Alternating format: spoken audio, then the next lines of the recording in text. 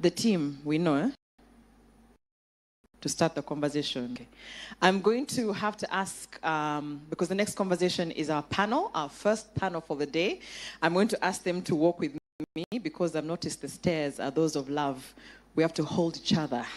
So if my panel can come up and we'll work together, and then I'll do the honors of introducing each of them once we've sat up.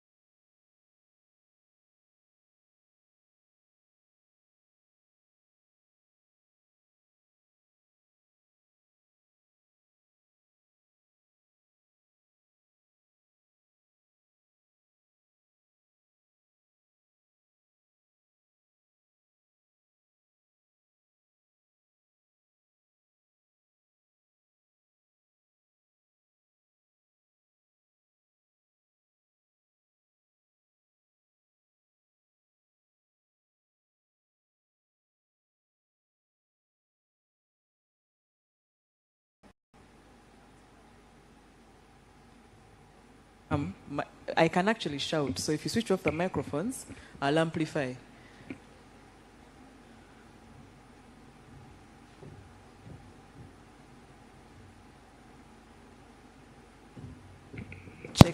Check mic. We're here. So yes, I was saying Ricky is a visionary. You are correct. He is one of the co-founders of Safe Border. How many have used Safe Border? How many are still using Safe Border? The hands didn't go down, they increased. You know that Safe Border has something else? Safe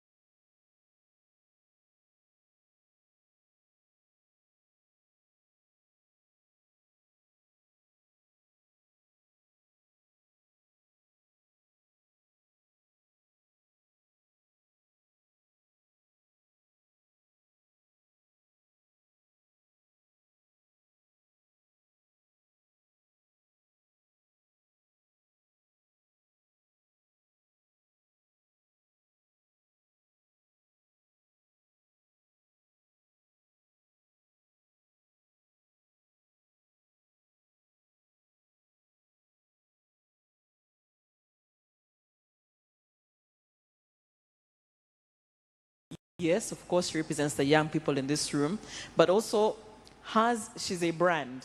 It's hard for young people to be told, go into business, when they feel they are the business. They are the talent. It's in their mind they can do it, and they've no idea how to make that work. But luckily, we're in a world where that's possible. Ladies and gentlemen, Lucy Smize, or Lucy Bunyanyezi. Yes, she's multifaceted. She's a content creator, a marketing consultant, an entrepreneur, and she's all-round talent. So what she does for you is to transform different, she's in tourism, she gives you information on many other things as she creates content, but it's to bring it to life. Something that was so ordinary, a product or a service, and she brings it to life. So how that has become a business, which I know a lot of you will be very interested to know. So Lucy Bunyanyezi, some of you might be hearing her government name for the first time. You know her as Lucy Smize. So I'm going to get to know this panel, but as long as you're here, you're also going to get to know them. I thought the first question would be, since the entire panel is about starting and growing a business, we want to know how they started. How they started. So, Ricky, we kind of know the story, but I want you to give us the version that people in this room will get to know and brag about. Where did we start?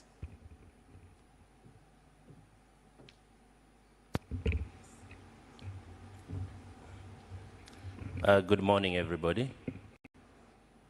Good morning. Mulimutia.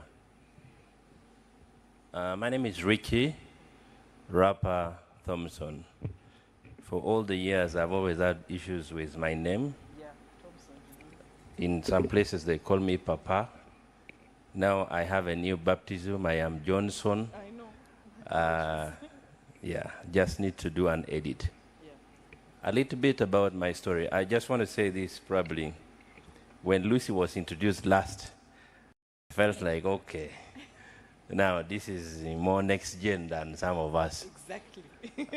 But we also started when we were quite young. I think when we started Surfboard, I was 27 years.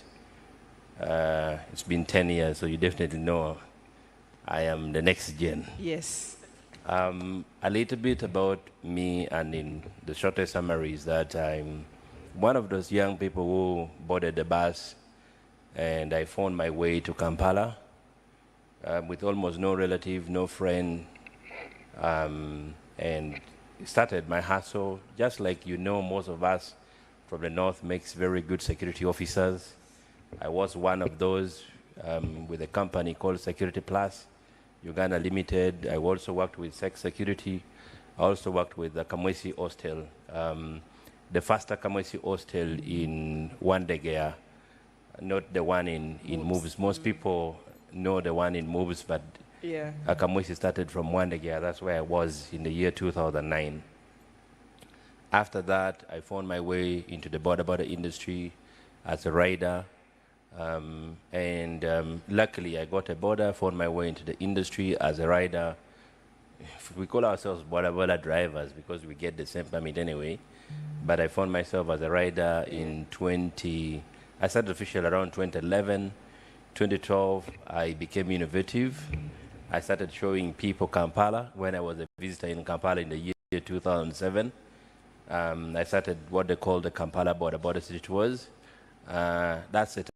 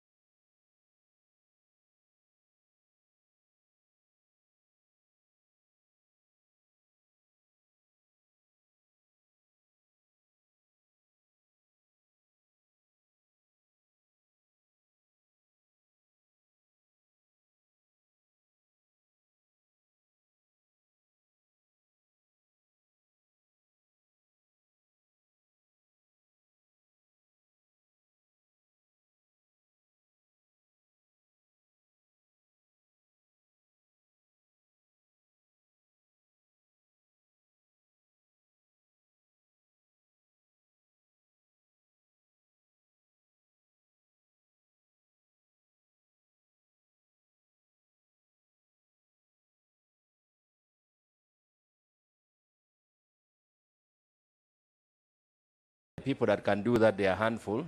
I think there are less than 20 in the entire country. So it's a very difficult thing.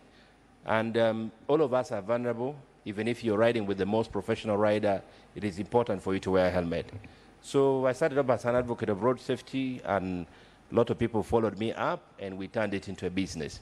So from around June 2014, we sat together with my friends and formed what is now known as Safe Border. So from around 2014 up to today, we have been building the industry. We had grown massively. COVID hit us, dropped us back, but we are here still today. Yeah.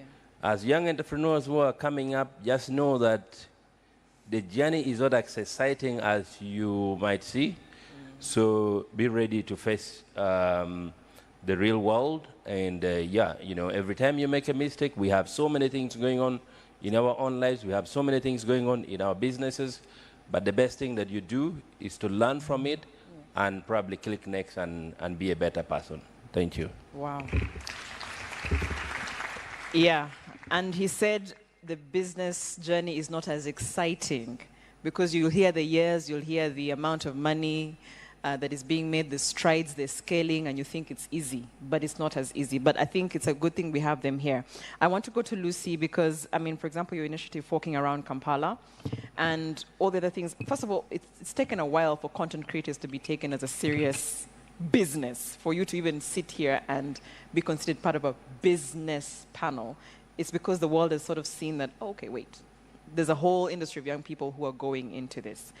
Where did the love start? I know you were going into film school and that was something that was a dream for you. How did you pivot into just content? Okay, thank you.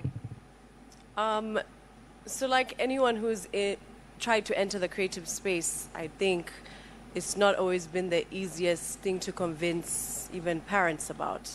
Is it a safe career choice? And that was pretty much my journey as well. Flavia just mentioned I always wanted to go to film school.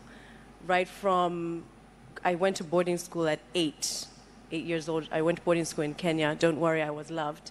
But I genuinely think it's shaped a huge part of who I am today in terms of how independent I am and how I think. But I went to a school that supported the academics just as much as it supported the creative sectors, right? The creative field. And I remember telling my mom that what I want to study is I want to go to film school. She looked at me and said, yeah. We'll navigate that when we get there. Fast forward, I went to university and I did social policy, politics, and sociology because that's what she thought I should do. But while I was at university, I applied to film school. And I remember her coming to my graduation and I said, yep, here's the degree and here's my acceptance letter into film school. I'm ready to go. She said, yeah, let's go back to Uganda and discuss that there. I come back to Uganda, and I had so many family members, relatives telling me, you know, film school is something you can always do. It's a back, you know, you can always juggle it, but you have to have something concrete. You have to have a safety net. You basically have to be in a more traditional career. And I found myself one morning at 7:30 waiting for a job interview, feeling like I had totally given in to the pressure. And then I heard about a film production that was coming up, and I think that's when I first met Flavia. I went and auditioned, and I got the part, and they were paying. And I went home and I told my mom, you know, so about the film school dream, you're not yet ready to accept that, but I've found a job, an acting role, and they're paying, and so I'm not going for another job interview. She looked at me and said, if you're going to put yourself on television here, you know, let's figure out how you can go to film school. But I said, no, I already signed a contract. I'm going to commit.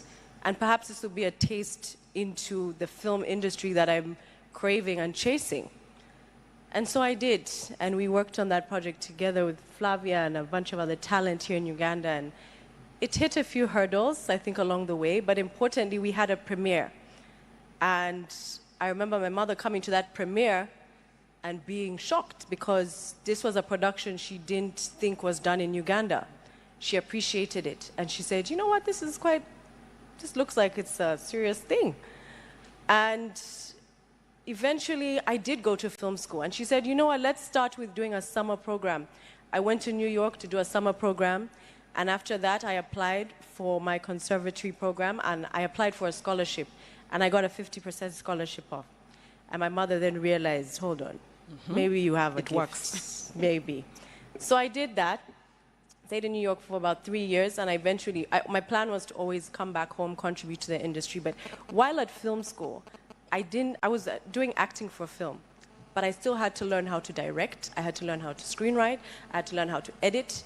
And of course, at the time, it seems monotonous to have to learn all these skills that bring a production together. But I later found that it benefited me when I came home. When I came home and I started navigating the film industry again, I started creating content just from basic editing skills I learned. And being a foodie, I was that friend in my friendship group where they would say, Lucy, I'm going to eat. What should I order on the menu?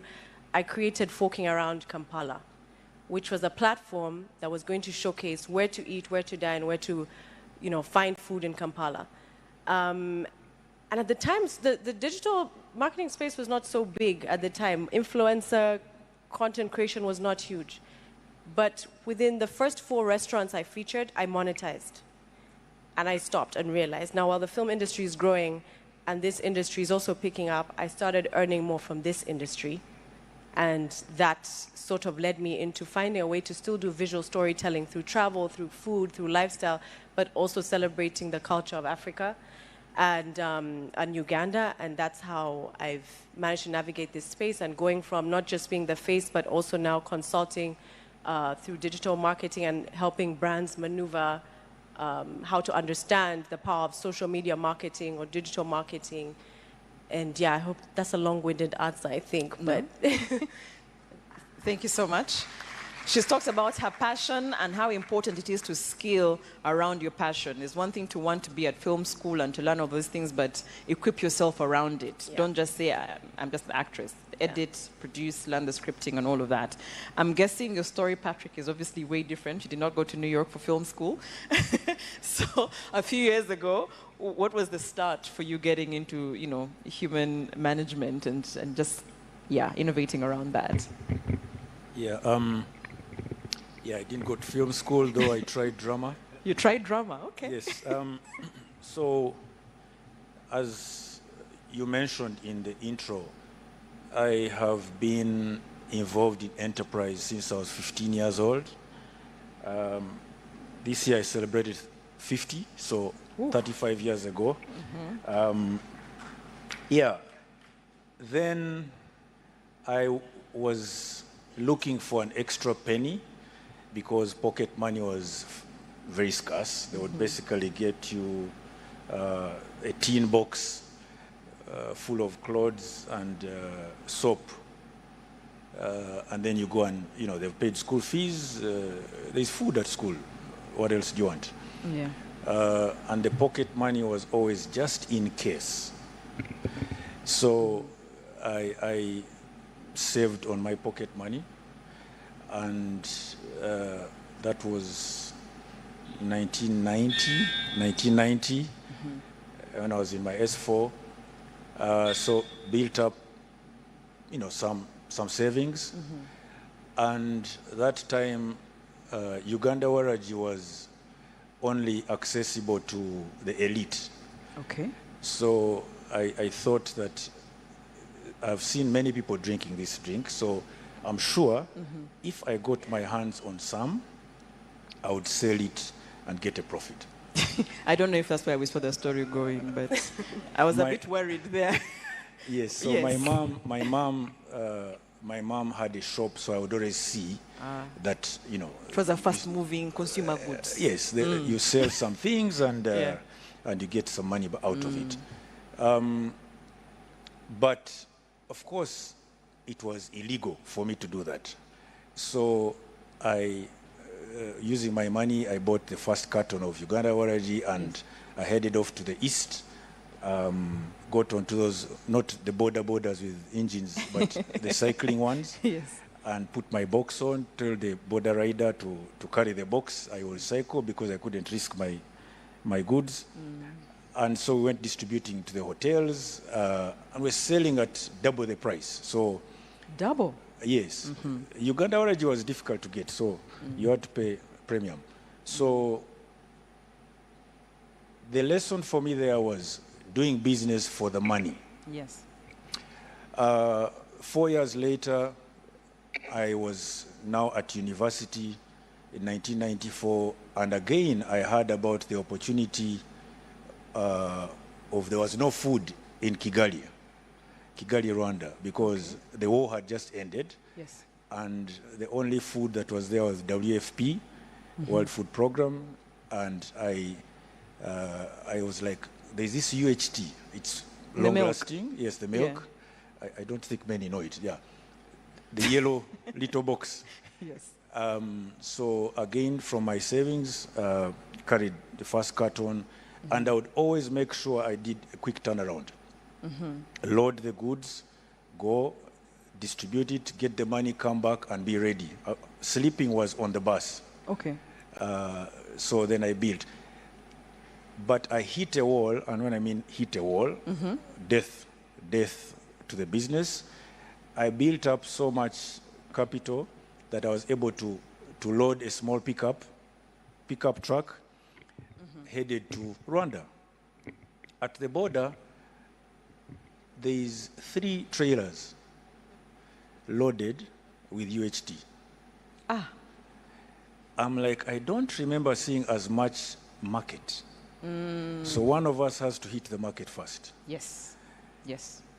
So I did all... And you're not the big time, obviously. Absolutely not a big player. Yes. So I made sure I got this little pickup of mine past the border and asked the revenue guys that you need to check those guys.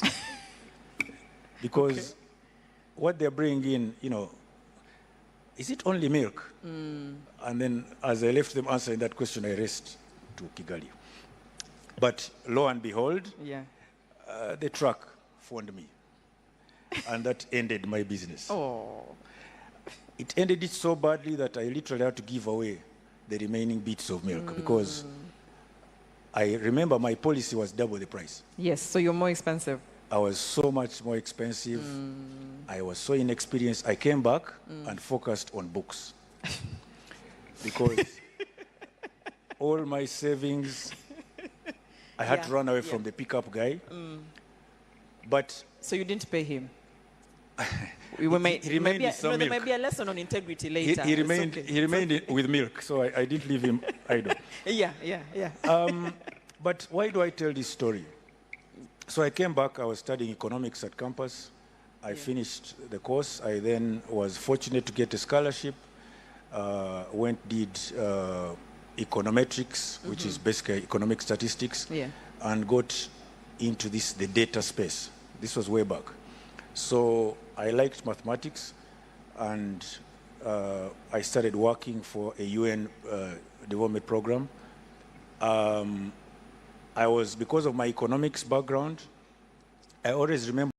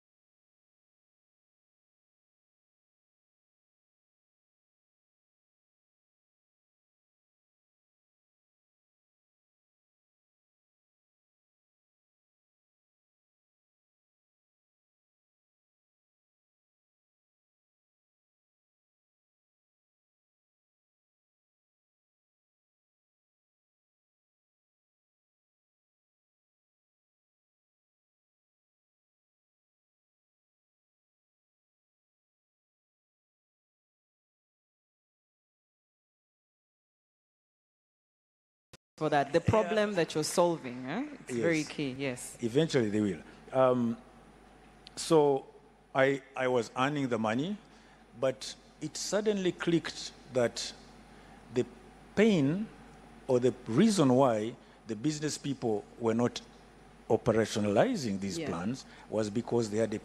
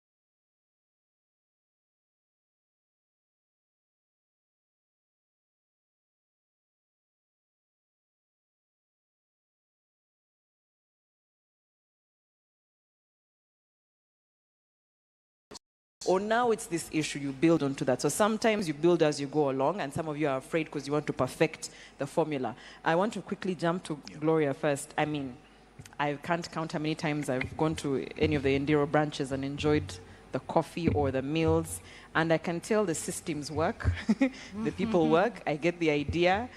But then now that I have somebody who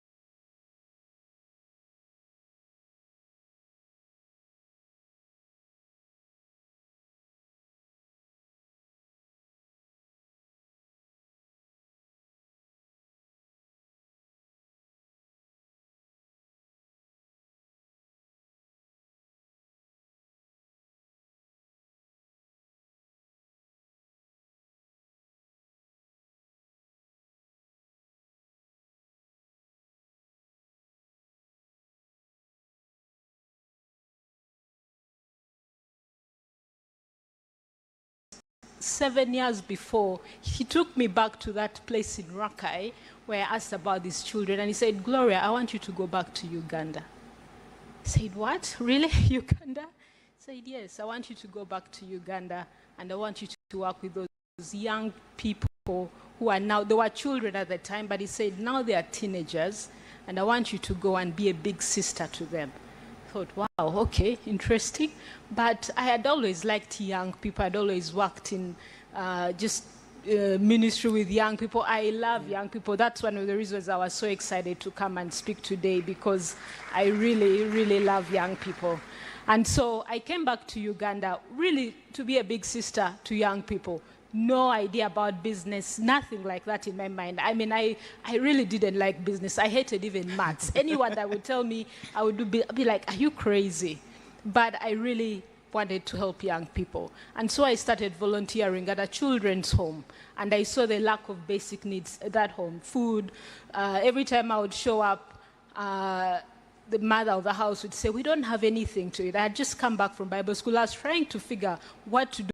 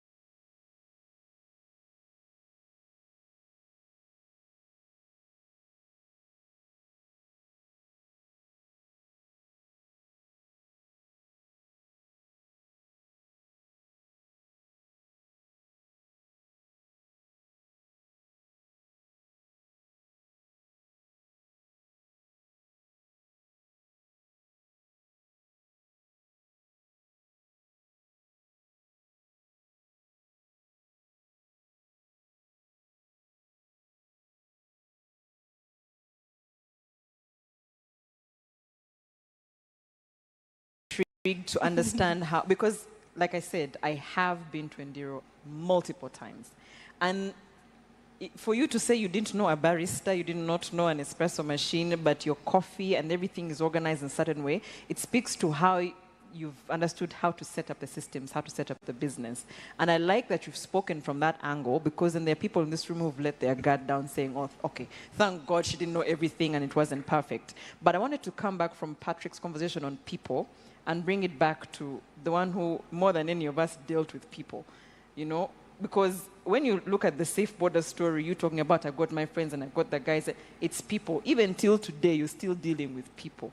You're probably in more human resource management than any of us. How easy or how hard is it, especially when your business is based on other people? Because it is an innovation, yes. It's a platform we use, yes. But at the end of the day, the people run it. The people are the ones running the business. When we talk about challenges, the good and the bad, because a lot of big business owners who are having an issue of, I'll do it myself. There's a gentleman who asked about delegating. Where are you? Stand up, please. You asked about you are the only one in your business. I think he must have walked out. He said he's everything in his business because other people cannot do it well. So you could probably speak to that, because you obviously have a huge team to run. How do we do that?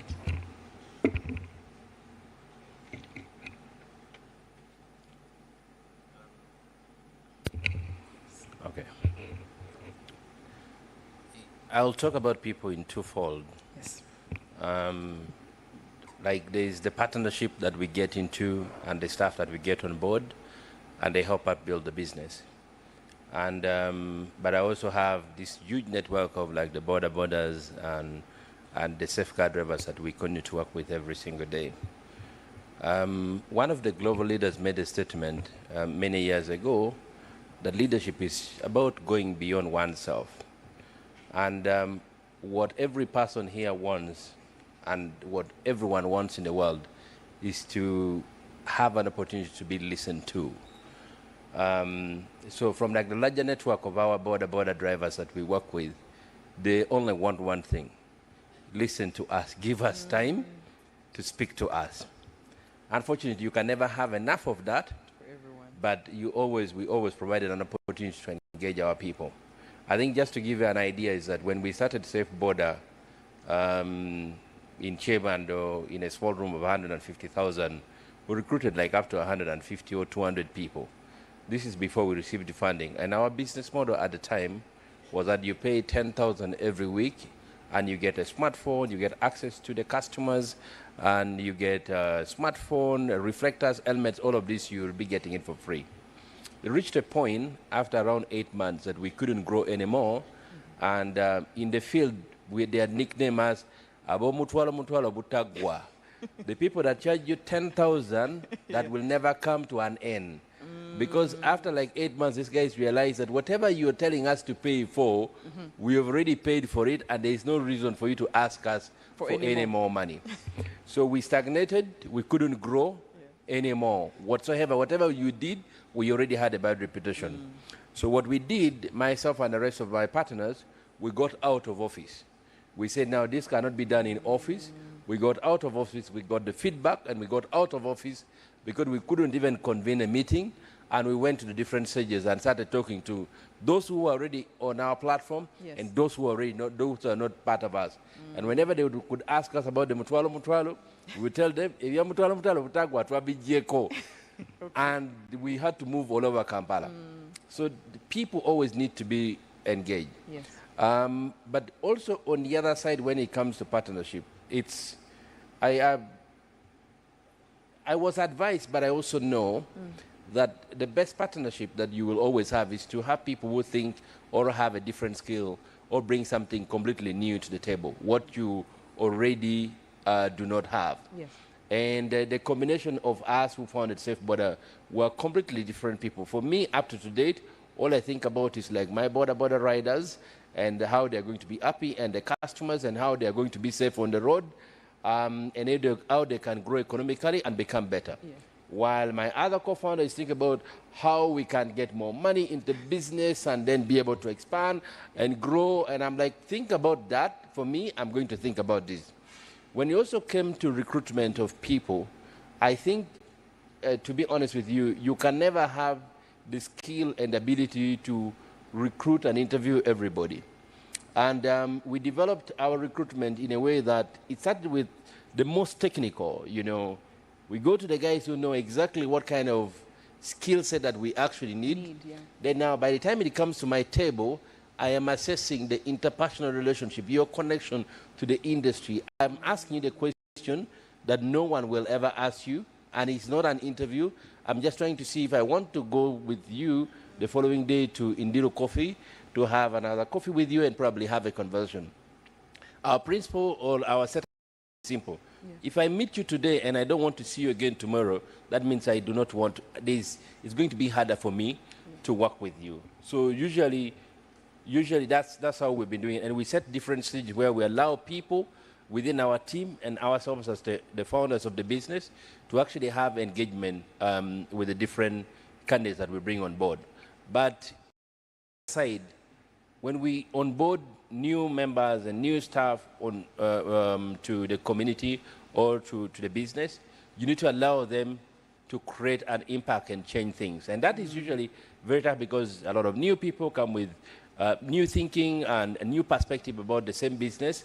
But always we say we disagree, but we commit. We're always willing to try out things and see where that takes us. Yeah. Because when we commit to trying out an idea and it's not taking us the right direction, honestly, we have the data point to actually say, now we can stop this and probably go this and start this direction. Right. But I'll tell you, no matter how many they are, even if it's one or two, I mean, PSF, you brought us here, because they want us to feel listened to, and we also want them to listen to us. I think there's going to be another engagement again tomorrow. We have to speak to people, people have to speak to us, Yeah. and it's always two Dialogue. ways, yeah. Yeah, thank you for that. He has mentioned two ways. You're talking especially to people who are going to scale their businesses up where you have partners. I like how he mentioned that sometimes the partnership shouldn't just be all of us are doing the same thing. The skill set is different. I'll deal with the people, you deal with the finances. Everybody brings in their skill set. I know we had sort of started on time, so I know I wanted us to sort of, redeem a bit of time for the Q&A. Lucy, yours could sort of be seen as a one-man army because that's what content creation is. Sometimes you're the only one who's seeing the idea and you have to give it to other people.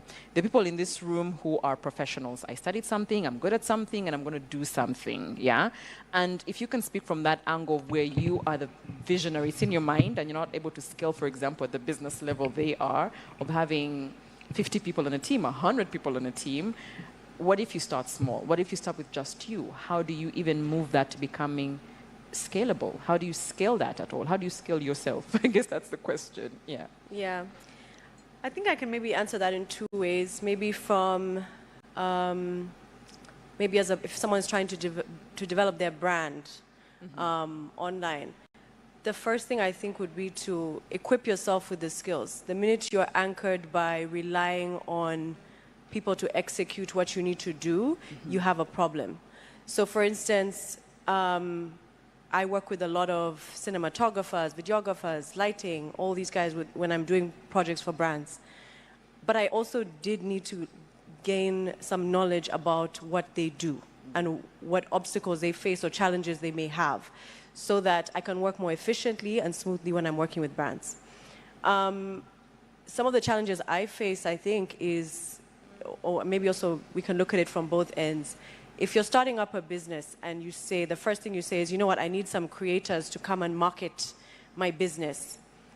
But you've not really identified, one, the story of your brand. What is your brand about? Have you found its voice? Have you found its identity? Have you tested out your product long enough? Because one of the biggest mistakes that I see is people invest in products or want to do a brand and they say, now I need to just blast it online and get people to come and order or engage. And then you hit an obstacle when you are not prepared for the traffic that's coming in.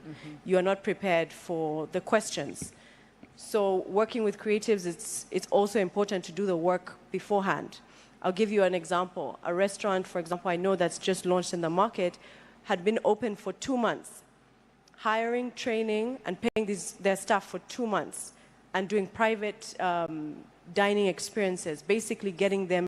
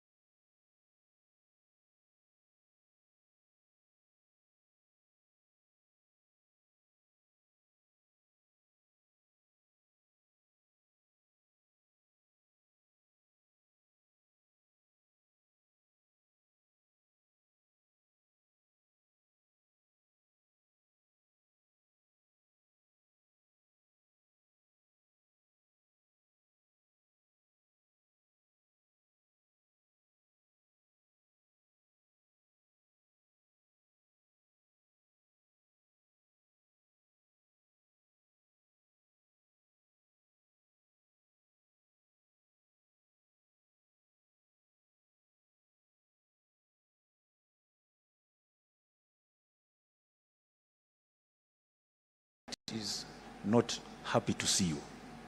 Okay. But they also don't know why. They can't describe it. They can't define describe their it. problem. So then you talk about how their day was, and you see where their pain is. And you realize it's actually you that's causing that problem. Right. So one thing that I've been blessed with is to continuously learn. To this day, I make sure I keep learning. And so I learn not to become an expert, but I learn to ask the right questions of whoever is the expert. So one of the things that I've tried to put together is get partners who can help me to identify those kind of people to work with. Because as the business grows, it will grow way beyond your ability to understand. So you've always got to get people who see beyond you, who've handled something bigger. And I think just to say that once you get those partners in place, listen to them. Don't again say, well, this is how I've been doing things. It is my idea. Then if you want to do that way, then you stay where you are. Right. Don't bring them on board. So that has been a continuous learning point for me. And just to finish that off is, right now we are going digital. Yes. I had to literally unlearn my analog self to start. The digital. So I'm a novice in digital. So I cannot be leading the way on digital. So I've got to bring on board people who appreciate and are free and comfortable with digital. So, and when you do that, then you have to allow them to lead. The guy who asked that is the accountant, the engineer, the whoever, everything. You cannot scale when you're doing all those things. You can start there. Of course, you have to start there because you are the one who knows the problem you're solving.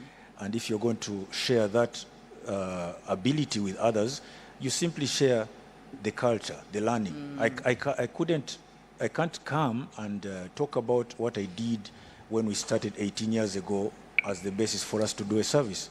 What I can explain to my team is they've got to listen to the client. The client is always changing. That's a constant. So if I can teach them that, then I'm doing my job as a leader. Absolutely. Gloria, so right after Gloria, we'll come to a Q&A. So I've been told Rachel's over there. Rachel has the mic. So once Gloria has given us her points, we'll come to Rachel. You'll immediately put up your hand, your name, your question, and who it's directed to, as clear as possible. We'll, I think, give chance to 3. I agree, if I'm not mistaken. Just 3 questions or 4. We'll see to it. Gloria, 1, 2, or 3 things that you believe have made it work. Because it's one thing to tell us to follow what we want. But how do we make that an actual business? Because even if you did not know or care much about the business end, you've still made it a success. So what are those things you can sort of pick on that have made it work? All right. Yeah, I started the story, it's about purpose. Why are you doing what you're doing? Yes. And that's good, but it's not enough. And I said I didn't have any business experience, and I made so many mistakes because of that. Many mistakes I would not want you to make. No, we want to hear those ones. So, when you start a business, you're thinking about the sale, the revenue, the income. And so all of us, when you start a business, that's what you want. You want to make money. Yes. But you're not tracking that money. And so before you know it, you're making money and also losing money. You're not even recording, so even basic bookkeeping, accounts, that becomes very important. At the beginning, it does not seem like a very important thing. You're thinking about how can I sell? How can I make money? How can we sell many cups of coffee? You're happy when the customers come. The place is ready. You do the best that you can. We started off with the Ugandan barista champion. So he was able to formulate very good recipes for us. So when people came, they liked the product and they kept coming back. But we were not ready. We had not built the infrastructure. That's what Lucy was saying. I was passionate. I had purpose. I wanted to be a big sister. I wanted to give the money away. But that was not enough. And so I say, I've been, through a school of hard knocks. So many things you learn really along the way. So systems and processes. those become very important if you're going to grow a business. We have 14 locations in Uganda. We have also in Kenya. We also have in the US. Yeah, I know, 14 locations. So some locations, I do not even go there for 2 years. Whoa. Some I do not visit. So you might be wondering, how does that location operate? But we have a system that can be able to track. Right. Because if you're going to scale, you cannot be everywhere. You need to have a team that you can build and trust. So as you're starting a business or you're growing a business, you need to invest in the people. Those are the people that are going to build your business. You cannot do it yourself. No matter how much you love your business, there are people, you need people. And so invest in those people, value the people, no matter what they look like or their experience or their qualifications, value them, build them, train them. Do bookkeeping, accounts. When you're going to raise money, when you need money for your business, everyone is going to ask you for audited accounts. It doesn't seem like a thing when you're starting out. Why should I even have audited accounts? I make money. That's all you need to know. Okay, fine. But then what's your profit? You don't really know. So I would encourage anyone here who is in this entrepreneurial journey, love systems. Love books. You might not know everything about accounts, but hire an accountant. Hire somebody who can come and do it for you. If you don't know the systems, ask, what system can I use, can I buy? It might seem expensive to buy a system, but I'm telling you that system will save you a lot of headache. So I'm sure we can talk about this. Get me at the end of this session. I'm happy to share more, but those are just a few things that I've been told to ask. It might be obvious that Endiro is Wetulira, but what does Endiro mean? What was the premise behind the name? Before we close, what was the premise behind the name? So Endiro, in my language, is a basket, a millet basket. So I'm Mnyankole, we eat food, millet is served in an Endiro basket. So people come around the basket, they eat, they enjoy food. So Endiro is really a place, it's symbolic of coming together around the table, eating together, having a good meal, having a good time. So we want that anybody who comes to Endiro really feels, gets that experience.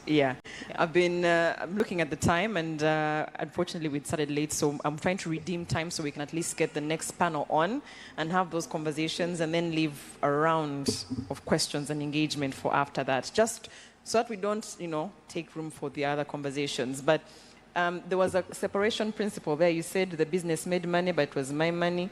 And sometimes, is it the business's money or your money? I know you start the business, but the money isn't yours. It's the business's money. So it's the business. Yeah, so separation principle. I don't know if people like Lucy, you're the creator. Is it your money or the brand's money? It's the business's money. So, ladies and gentlemen, first of all, round of applause for my panelists. Yes, unfortunately, I'm not able to give you chance for the Q&A for now. I know I'd promised this would be a very engaging session, but I'm going to have to let my panelists go and also leave room. Sorry, Rachel, the mic has to settle for now. We're trying to redeem time so that everything can happen today. So if I'm correct, we're supposed to have Helena Mayanja to come and have a conversation with the next panel. So first, a round of applause as my panelists vacate, and we will circle back to this conversation. You give the round of applause until we leave the stage, so that we feel like we gave you a lot of value. Yes? Oh, sorry. Yes, you please come and direct that. They want a very stunning picture. As Helena will assist to. I see chairman, which means that's a big thank you coming up. So thank you, Chairman and Vice. Please do assist. ATS, did we come with a bit of vibes of music? Something? We are young people,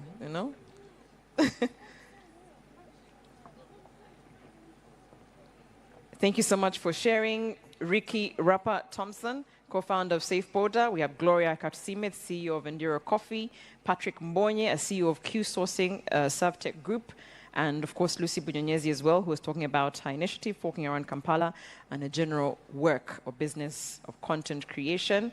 This panel was talking about starting a business. You've been more than equipped on how to start, whether you have something, whether you have people, and how to definitely manage the people that you've started with.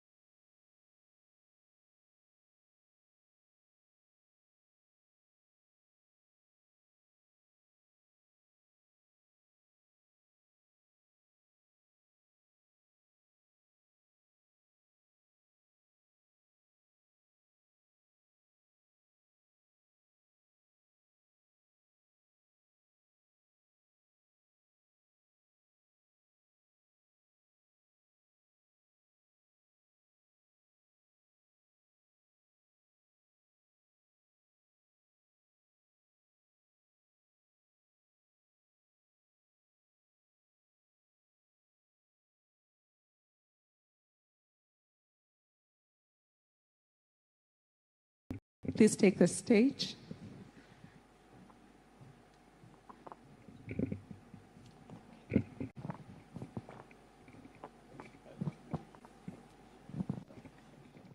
Yes, walk carefully. It's about, I learned today, it's walking with love. You don't walk alone.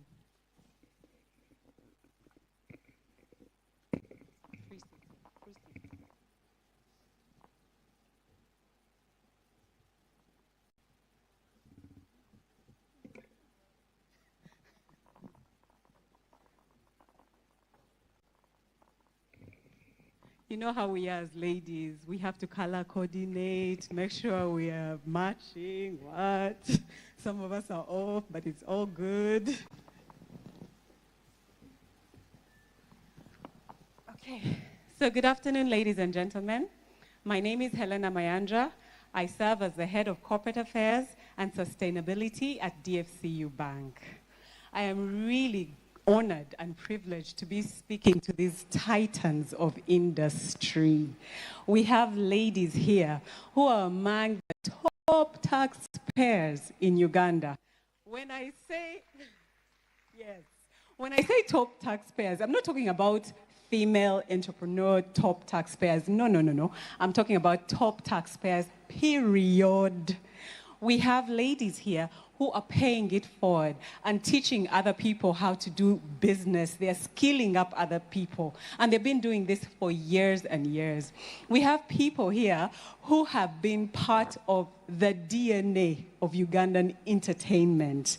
We have people here, we have people here who have been able to mix sustainability within the work they do. And that is passionate for me.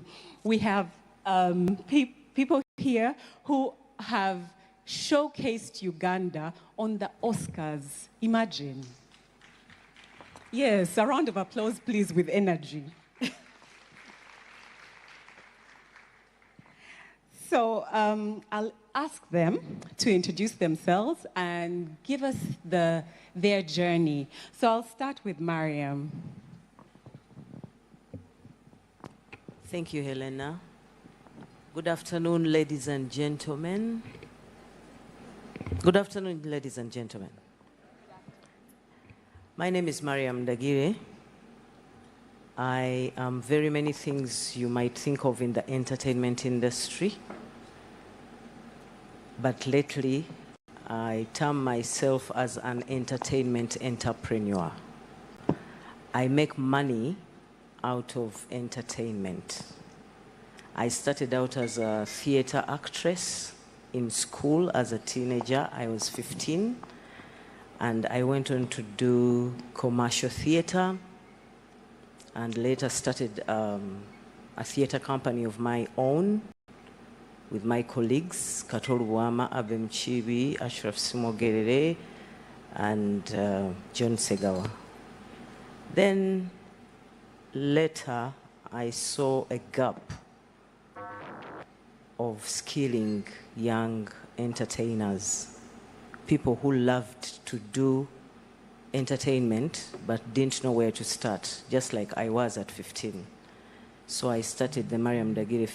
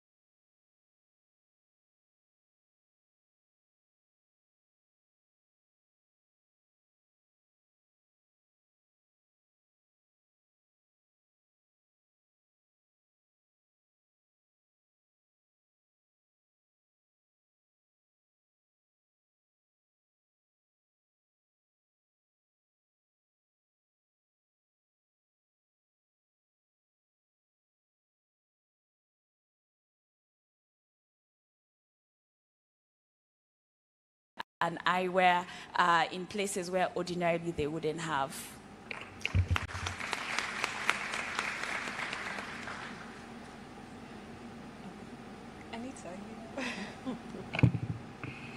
Hello.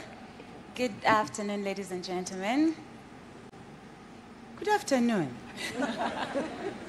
My name is Anita Beryl Ahichiriza, and I'm a fashion designer here in Uganda, and I am the creative director and founder of Beryl Couture, under the House of Beryl. I like to call it the House of Beryl now because over time I have added more fashion products to my brand.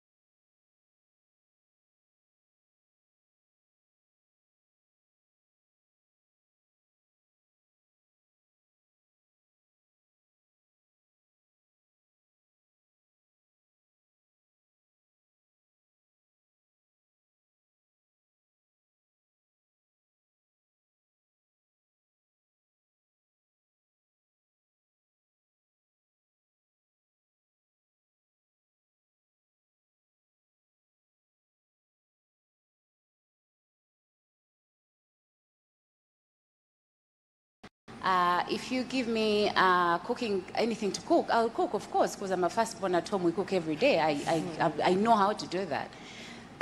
If you tell me to sew something, are you kidding me? That shouldn't be anything, because whenever you're on holiday, we had packages to do of, you must, let's say, sew this, then you have grandmothers coming home, which is really hectic, having a grandmother at home, because she literally pinned us down, boy, girl, anybody. You need to sew things, and that was her skill. That was her way of giving you something. I didn't know what that meant at that point, but I appreciate it so much now, and too bad she's gone, so she really will never even wear one of my dresses. But it came from that. And when I later went to university, and which I think is one of the things that happened with all of us in the generation we have been in, we have had parents that have not been very open-minded about some of the things that are not, let's say, doctor, teacher. If you're not like in that low kind of arrangement, they don't understand the other things. And so it was not an option for me to come and tell my parents that I was going to be, please, even study fashion or anything. And I didn't want to bother them with that. I knew I couldn't do it. I couldn't really possibly come to them and tell them this is what I was going to do. So I decided to go ahead. So I went to university and I studied Bachelor of Arts with Education, majoring in English and Literature.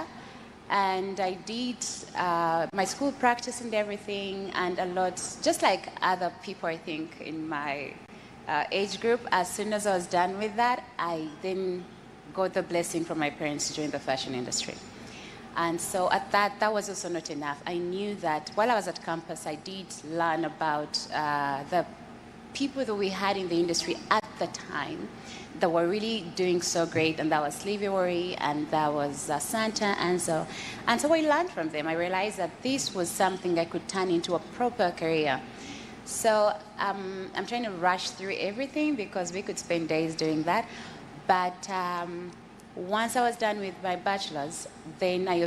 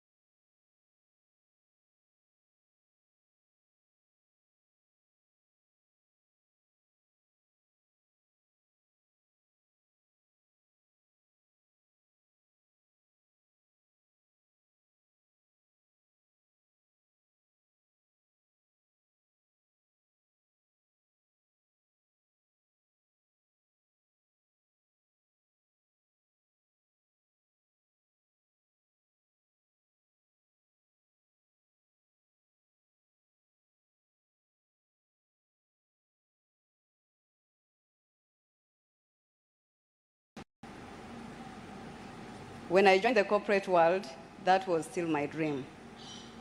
And I worked so hard. You know, poor children work so hard. I worked so hard for that I excelled in the corporate world. I was working with an international oil company and got an award in the best performing employee in Africa and Pakistan region.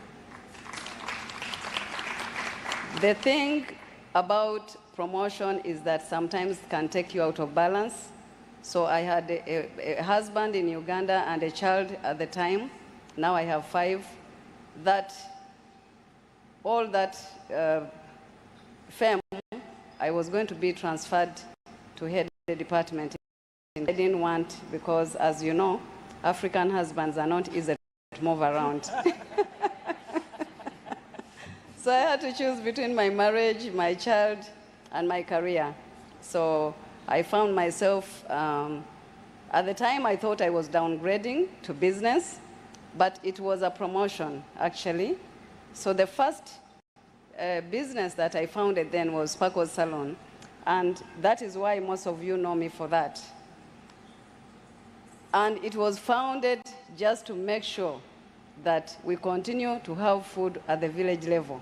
Because yes, I was married, and I was married to a well-to-do husband, so food was no longer a problem on my table and for my children, but I had too many poor relatives that I did not foresee myself continuously looking up to my husband's pocket to fund the multiple programs that I had in my clan. So I continue to focus and work very hard so that at any one time I can provide for those people that I was meant to provide for. So that was the journey of the salon. I quickly got frustrated with the quality of workers that were in the industry, and I founded Malaika Vocational and Business Institute, which trains people in hands-on skills in various fields: construction industry, that is your plumbing, that is your carpentry, that is your welding, that is your electrical, that is your tiling, that is your painting, that is your everything in the construction industry. Then, of course, the cosmetics industry, cosmetology industry, because I know, Elena, you're running out of time, right? You can die. So Malaika was training the hands-on people, the tailors, the caterers, you know, and initially I did it to solve my own problem, because like you heard, I'm also in the construction industry, and I was being frustrated with the various skilled people in that place. And so I wanted to just solve my own problem. Then one day, because some of the people that come to train, vocational training institutes are people that have failed to go to universities, and they think they have the problem I had when I lost my dad, so they are trying to make it in life. So one day, this girl came to me and told me a story of how I had sponsored her, and how eventually she had started a fashion house, and she was teaching school uniforms, and was paying school fees for her siblings, and had built a house for her mother, and had transformed her life. I decided to now scale, to look for businesses that I can scale, educate more people, and involve more people in society. And that's how agriculture, because it is 80% putting food on people's.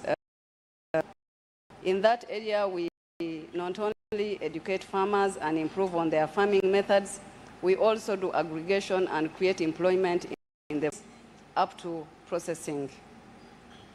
I will not talk in detail about the other companies to save Helena a heartbreak, but that is us, and we are hoping. I am one of those people that avoid publicity and avoid being in front of others. But when they told me it's about the people that are business, I felt like, okay, this is my time to give back to society. Let me show up and let me be here.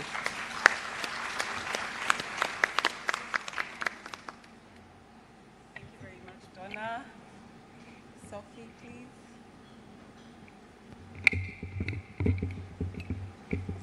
Hello. Hi. Hi, everyone. My name is Sophie. Unlike my friends here, for me, it's my first time to kind of sit here. Just know I've cancelled this thing like 5 times. I cannot sit there. I cannot, I'm not that person. When I panic, just know that, it's one of those things you can't do, It's not my thing, so I'll just be brief. My name is Sophie Nantongo. I'm in business, and I've been in business for some time. My first business, and I think that's why I was invited here, though I have like several, it's called African Queen. It's a distribution company, which I started. I dropped out of school when I was 16. I got pregnant, I got away from school, and then at 17, I had a baby, and I was like, I was poor, like real poor, like very, very poor. I started working, I had $150 on my savings from my parents, and I started going to Nairobi on the bus, buying stock from Kenya to the bus, here, sell, go back, and I did it for some time, and it's been, you know, a very good journey. It's a very successful company. I do distribution, and I'm in real estate as well, and other businesses. So for me, what I can tell the youth who want to kind of do business or be entrepreneurs would be that my only advice is just be consistent, because my business has grown from $100 from Chikubo downtown to now we have our premises are in Namamve. African Queen, it's #1 distribution company in Uganda. It's been like voted. I've been voted twice, I think, Women Entrepreneur of the Year. It's been like in the best taxpayers, in the best 20 taxpayers in the country.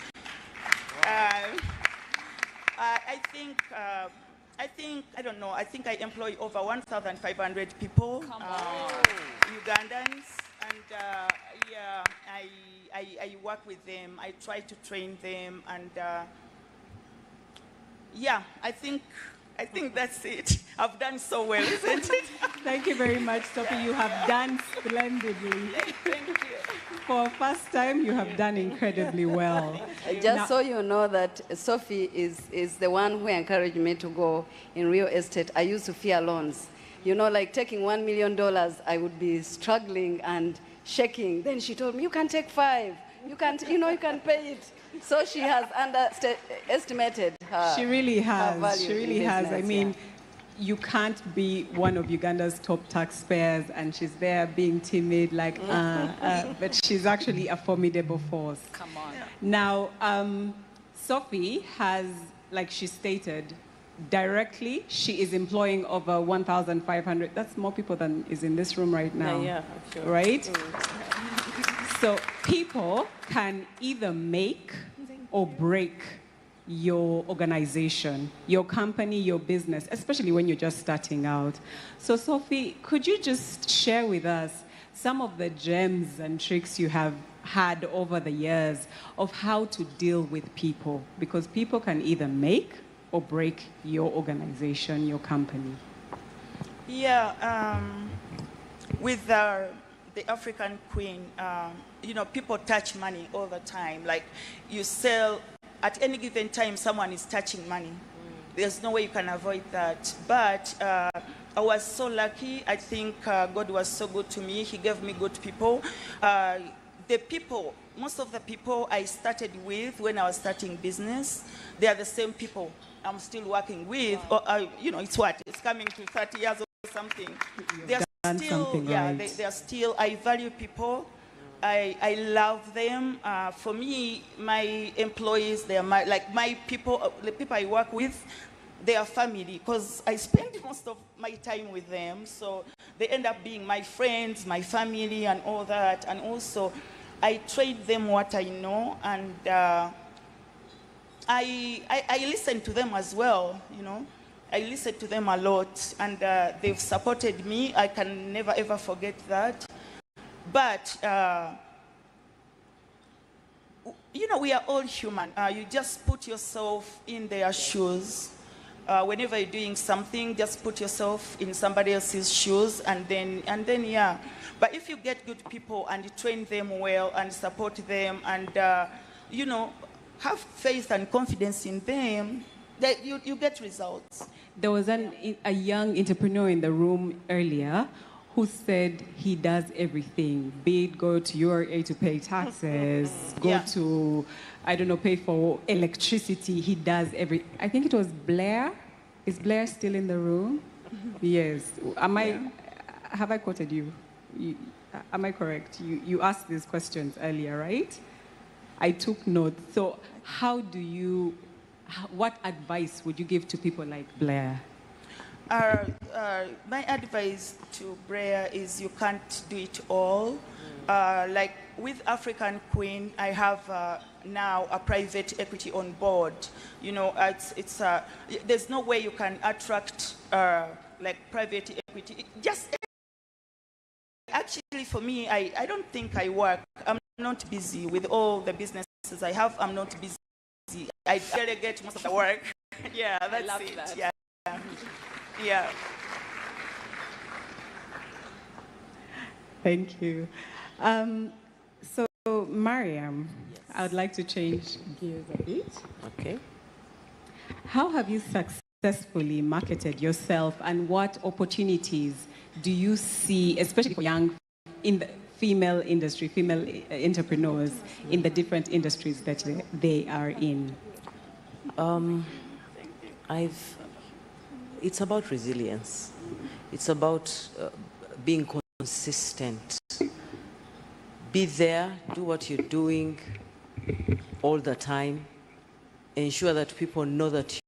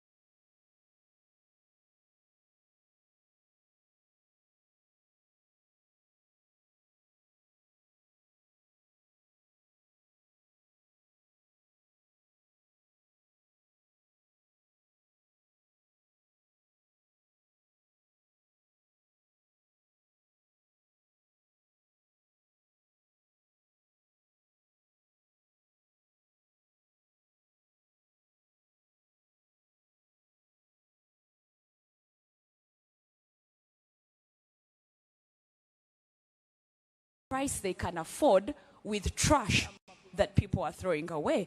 So what happened is we repurposed PET bottles, HDPE. PET bottles are your mineral water bottles, your plastic bottles. Your HDPE is your basins and your buckets. What would we take to get that waste and transform it, repurpose it, and make somebody see, give somebody vision, give them clarity of vision, you know? And so what happened then is that we began to tell that story, and that story resonated with people in Europe and North America. Were able to get partners from, City Foundation to UNCDF to I beg your pardon, USADF, I beg your pardon, to UK Aid, to iLions. I can mention so many of them who are able to get into key publications like Forbes, who are able to get onto CNN, who are able to get, onto Bloomberg, and all these really important international publications that gave us a lot of visibility. But the reason that we're able to is because we're able to tell our story, the Ugandan story. And each and every one of you that is seated in this room, you have a story. You have your why, As I was listening to these beautiful ladies telling their why, everybody, each and every one of them had something that pushed them to start that story. You have a story. Tell that story, and the world is listening. I think just to go further on that point, yes, everybody has a story, but not everybody feels, I might be speaking for myself, but not everybody feels that they can just be on Forbes. What are the tips, tricks, ideas that you can share? How did you get onto Forbes? How did you get into, like, what steps were taken? Like, what did we do? Like, please give us a joke.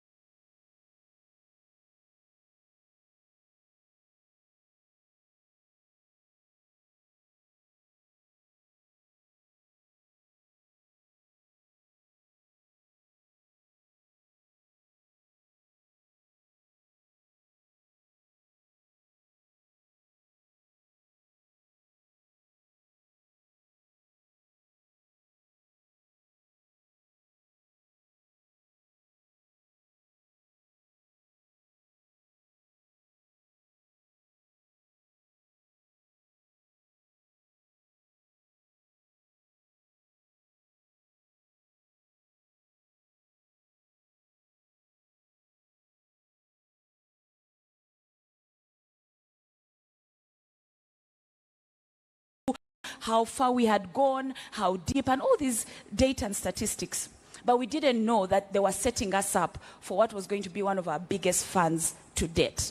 And many months later, we get onto this, program, and we are given, in the middle of COVID, I tell you, in 2021, people were downsizing, people were, closing shop. We were hiring. And I'll tell you that is because if you don't build relationships, if you're not credible, let your word be your word, okay? Be transparent, be credible. Let your name, the Bible says, and allow me quote the Bible here in Proverbs, that a good name is better than riches. Attest to that you may think, okay, if I get $50,000 or $1 million and then I do this and do that, I'll tell you something, $1 million is a lot of money, but compared to a good name, it's not a lot of money. Because where that $1 million came from, you could get over $1 billion. Yeah. Thank you very much, Georgette. Ladies and gentlemen, networking is important. You don't know where your destiny helpers are. That's what I heard from that. So, Donna, I'd like to come to you on challenges. Earlier, we heard there was a poll taken in the room about, there were very few people who had had businesses for over 10 years, another number that had over 5 years, and then the majority was in the 3 and the 2 year space. What challenges have you gone, you have had business, you've been in business for 15 years, right? 30, more than 30 years. so more than 30 years, which is, sorry, 20. I had 30, sorry. Oh, she's 30, okay. You've been in business for more than 20 years. And I'm sure that along the way, with your several different businesses, you have faced different challenges. Could you tell us some of those challenges you have faced, some of the common business mistakes that you have seen people make, and how you overcame them?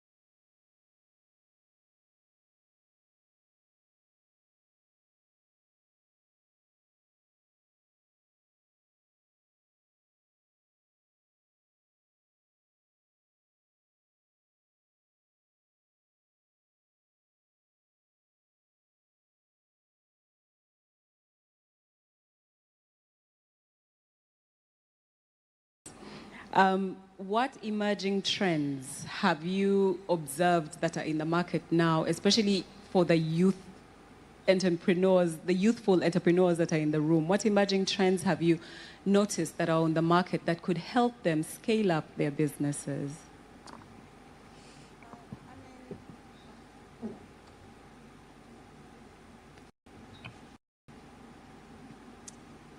Thank you. Emerging trends, opportunities. Thank you so much. I think usually when I speak from the fashion world, but I also know that it's the same really when it comes to business. It's a little bit. Is that okay? Okay, yeah. So I was saying that when I speak, usually I start from the fashion industry because that's exactly where I live.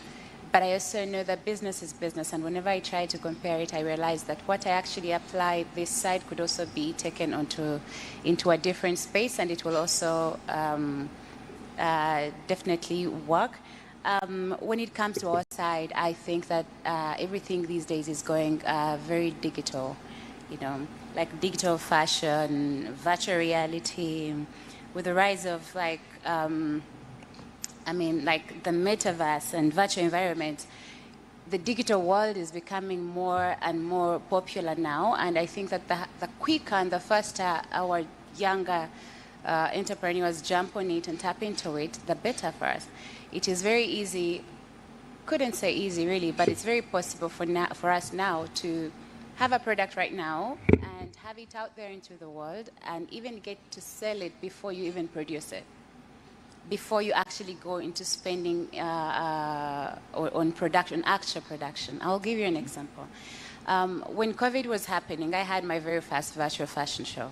And that was because also we were closed down, of course, and you're not working. And it was easier to just create something, put it out there in the world, you know, virtually, and you can have people look at it from the comfort of their homes or their offices or wherever it is they are. And this, I think, goes to any product really. Could be a bag, could be whatever it is that you want to sell or whatever business it is that you are in. And you're able to virtually sell this to somebody else without having... People now love comfort.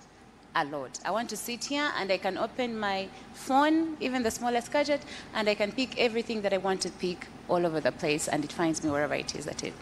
So I think that is very, very important. Doing business with, I would call it, let's say, inclusivity, like including a lot of people different, like would have places where, as if you're hiring, or even us in the fashion world, where you're hiring, you're looking at certain types of people. It's very important these days to be very inclusive with, let's say, different cultures, differently abled people. You want to include everyone, and this is actually an actual trend. Like, it actually sells you more. I also think that maybe it brings also blessings from God. But to try, and also in my world, we have like now body positivity, to make sure that whenever we produce products, we're not just still sticking to the world where we used to be. Like, if you thought about fashion in the beginning, you were thinking about, oh, the model has got to be slim,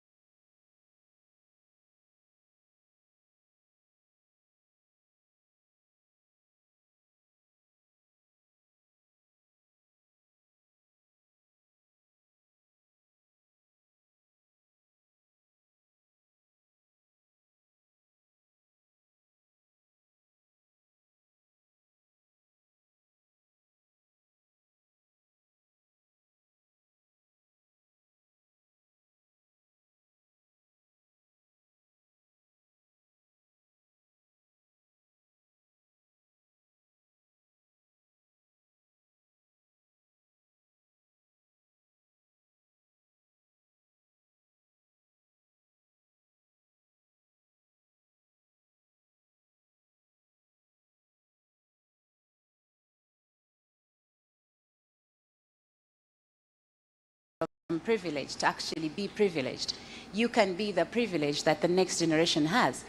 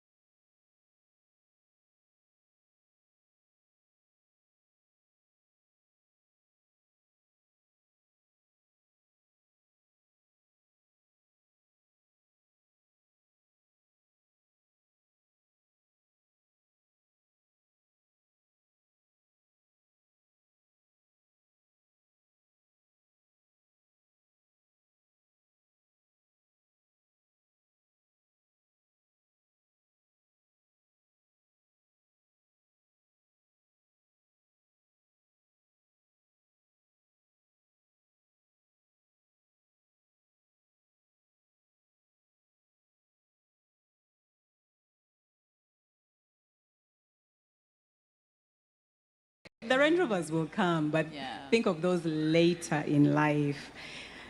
Sophie, parting shots? Yes. Advice for the youth?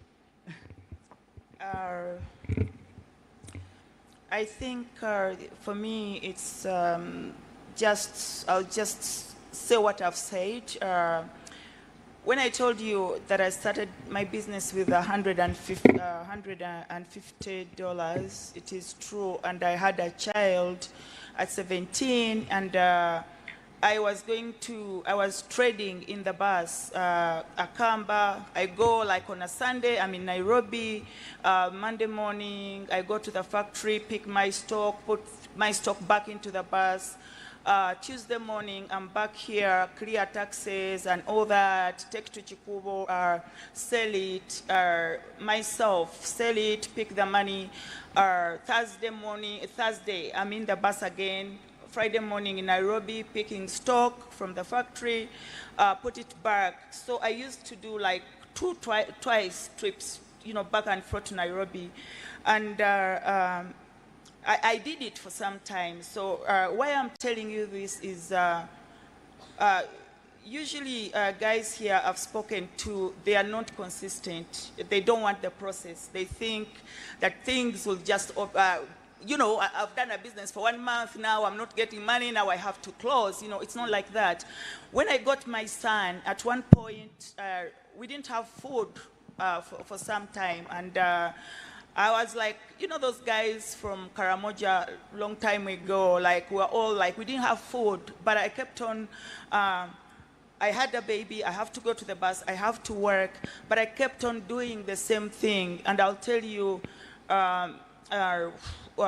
those days, having a child when you are in school, it was really taboo.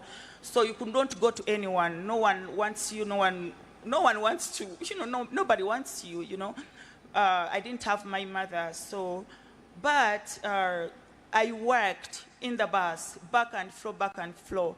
And by the time my son turned 4, I had money to take him to, by then it was called Lincoln International School, now it's called ISU, the American school. By the time he turned 4. So what I want to tell you is, you just have to be consistent. You have to do the same thing again and again and again and again until you understand it. With my businesses, the beauty is, I went to Nairobi, I brought cartons, I sold them in Chikubo, carrying them myself, selling myself. Now the company's grown, that African Queen, it has over about 500 employees. But I understand the process. I know. When I speak to a loader in Chikubo, I know what he goes through. When I speak to a salesperson in the van, I know what he goes through to get the money from a customer. So it's always good to give yourself time. Don't panic. Don't rush things. The process, it's like do it again and again and again until you master it. That's it. Thank you very much, Sophie. Trust the process. Yes, it might take time, but trust the process and be consistent. That's what I got from that. Georgette, what advice would you give the young entrepreneurs in the room, especially those who want to go across the markets, not just Uganda? They want to market themselves in Kenya. They want to go to Tanzania, Rwanda. They want to go and beyond. All over. Yeah, I often say, Helena, that Uganda is a launch pad, right? So it's so important for you to understand that you can start local, but you're living in a global world, which is local and global, right? So first things first, just understand that you're starting in Uganda, and without repeating what the other amazing ladies have said, just understanding your craft in Uganda and being able to tell your story to the global market. Now, you, like I said earlier, you need to have partnerships, and this is something I wanted to mention, and I did mention, which is there are opportunities to join accelerator programs. And there are applications for these programs all over the world, in Europe, in North America, in South Africa, in Egypt, going to key economies. In Uganda with DFCU. In Uganda with DFCU. it up for DFCU. Come on. Come on. Yeah. So there are opportunities through accelerator programs. I remember one of the accelerator programs that got us, that launched us to key relationships was a program called F-Lane by Vodafone. And this was happening in Berlin. They would take you away for a couple of weeks, you know, sit you down, expose you, introduce you to people, and then launch you out with some, you know, money, some funds, and then expose you. So it's so important for you to apply. Now, you may get rejected once, twice, maybe even 100 times. We were rejected so many times, but I can assure you, you will get your break. And when you get your break, make the most out of it. You know, show up and show up at your best. Show up and show out. Show up and show out. Thank you, Georgette. And finally, but absolutely not least, Mariam. I have known this lady for so many years. I used to, don't start counting ages. I used to work at DSTV, and she was one of the most popular people we had locally, who we used to export externally, like showcase on our TVs to ensure that we are putting Uganda on a global scale. So she has been at this game. Well, what I have for you people is don't get comfortable. When you're good at your game, don't get comfortable. Try to diversify. Try to reach for bigger goals. I started out as a theater person, then music found me, then I went into film. It was not because I was uncomfortable in music. I was very comfortable in music. It has taken me to greater heights. I've been at international stages, being acknowledged